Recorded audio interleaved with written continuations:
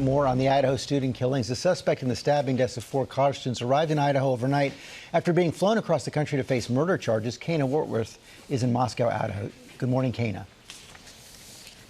George, good morning. The Latah County Sheriff says it was a long day, but it went well. He says Kohberger will be held in a separate cell away from other inmates and that they will have added security. And within hours, he will be here for his first Idaho court appearance.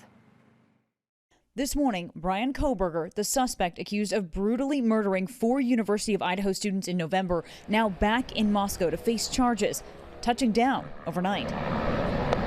The 28-year-old criminology PhD student surrounded by security, wearing a dark jacket over his jumpsuit.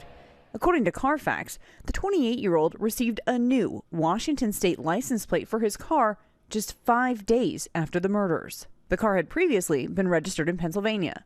Now, as the family of the victims and the suspect himself wait for his arrest warrant to be unsealed, new body cam footage emerging from that police pullover in Indiana last month as Kohberger drove to Pennsylvania with his father.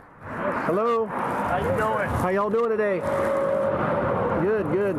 Take a look at your driver's license real quick if I could. So you're coming from Washington State University, and you're going where? Oh. We're going to be going to Pennsylvania. Oh, okay. Yeah. So we're slightly punchy because we're driving for hours. Hours, days. Hours. The father telling police Bryan is working towards his PhD in criminal justice at Washington State University.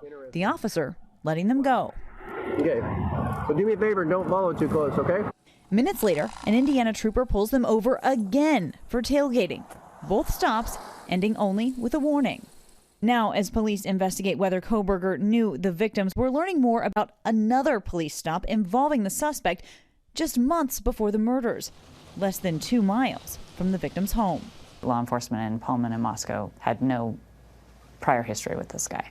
I think we had a traffic stop with him at one point in time. I think we gave a seatbelt ticket. In the white Elantra? Yes.